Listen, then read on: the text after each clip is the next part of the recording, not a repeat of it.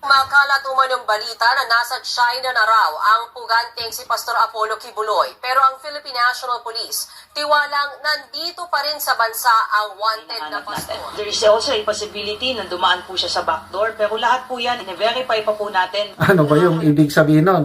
Palagay ko, there's a motive behind. May purpose itong mga abogado. Bakit naglabas sila ng ganong statement na nasa China na si Pastor Kibuloy? Ito nga mga kababayan, bago natin ituloy ang video na ito, kung bago ka lang sa aking YouTube channel baka pwede makahingi ng like at subscribe at click mo na rin ang notification bell para updated ka sa aking nilalabas na bagong video. Salamat po. Gusto kong magbigay ng reaksyon doon sa kumakalat na balita na si Pastor Apollo Kibuloy di umano ay nasa labas na ng bansa. Specifically, yung sinabi is baka nasa China na daw siya. Okay, pakinggan na muna natin tong balita ng News 5 Everywhere at after that, magbigay ako ng reaction. Makalat umanyong balita na nasa China na raw ang puganteng si Pastor Apollo Kibuloy. Pero ang Philippine National Police, tiwalang nandito pa rin sa bansa ang wanted na pastor. Nasa frontline ng balita yan, si Ria Fernandez. Palaisipan pa rin hanggang ngayon kung nasaan na nga ba ang puganteng si Pastor Apollo Kibuloy. Sa isang panayam, sinabi ng isa sa mga abogado ng pastor na posible umanong nasa China na si Kibuloy. Pero hindi niya umano ito makumpirma. Kumpiyansa naman ng PNP na hindi pa nakakalabas ng Pilipinas ang wanted na pastor. Naniniwala po tayo na there are indication at na nandito pa naman po yung mga hinahanap natin. There is also a possibility na dumaan po siya sa backdoor, pero lahat po yan, i-verify pa po natin. Nahaharap si Kibuloy sa mga kasong child abuse and exploitation at human trafficking. Matatanda ang sinabi ni dating Pangulong Rodrigo Duterte na alam niya kung nasaan nagtatago ang pastor, pero hindi niya raw ito sasabihin. Nilinaw naman ng dating presidential spokesperson na si Attorney Salvador Panelo na nagbibiro lang ang dating Pangulo. Pero panawagan ng PNP, huwag gawing biro ang kaso ni Kibuloy. With due respect po sa ating mga Pangulo, probably all of us knows po yung ating personality po ng Pangulo, pero yung mga ganito po na seryosong mga bagay po ay sana po ay hindi po natin ginagawang biro. Wag po natin kalimutan na yung kabilang parte po na sumisigaw po ng hustisya, may mga batang allegedly di umano ay minolestya at naging subject for trafficking. This is very serious matter po, very serious offenses po. Dinipensahan naman ng PNP ang pagkwestiyon ng kampo ni Kibuloy sa pagtanggap ng DILG ng reward mula sa mga pribadong individual. This is not the first time ay private citizen ay nag-offer po ng reward.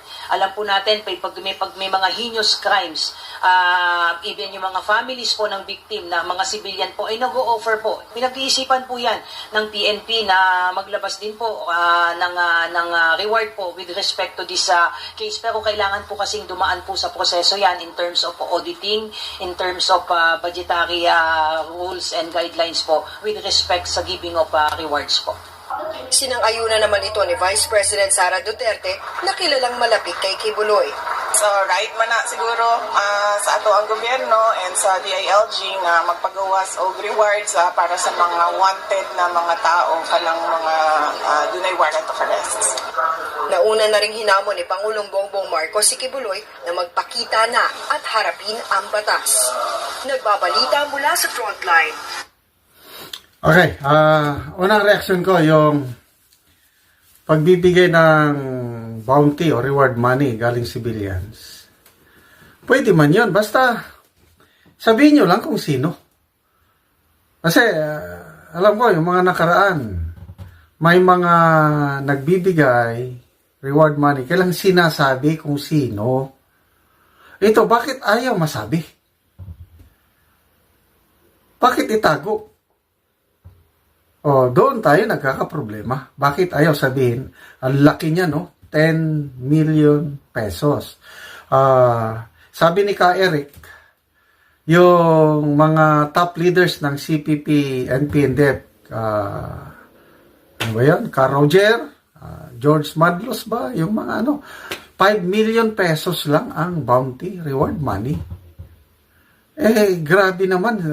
Yung Pastor Kibuloy, 10 million. Para bang doble ang kanyang value sa mga leaders ng komunista na lumaban, nagpahirap sa taong bayan ng 54 years na ngayon. So, yun ang nakakapagtaka. Ano? Palagay ko, pwedeng mag-donate ang mga civilian, sabihin nyo lang. Huwag nyong itago. Okay? Next, doon sa possibility. Nasa labas ng bansa na ba si Pastor Kibuloy? Specifically, China? Yung sabi ng PNP, hindi ko maintindihan, sabi, nandito pa sa loob ng bansa. We are sure. Kaya lang, sabi rin niya, may possibility na dumaan sa backdoor. Davao, malapit na yan, nasa Mindanao, from Davao, pag nandun ka sa Zamboanga, ang dali nang lumusot. Napakaluwang po yung karagatan dyan, mahirap intercept, magsakay ka lang ng bangka or whatsoever. Madali pong makalabas dito sa ating bansa. Kaya, ito lang ang aking assessment, opinion ko lang ito. Noong una, tingin ko, nandyan lang sa Davao si Pastor Kibuloy. Kaya lang after yung June 10, yung overkill na pag-serve ng warrant of arrest, na 2 SAF battalion, si IDG, helicopter and everything,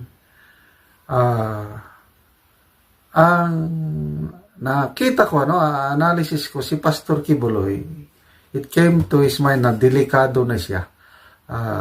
Darating ang panahon na liliit ang kanyang mundo dito. Kaya, there's a possibility na naghanap ng paraan na makalabas siya ng bansa. Yan ang tingin ko. Kaya, yung sinabi ng kanyang abogado, na posible nasa China na, kung ako ang inyong tatanungin, malaki ang posibilidad.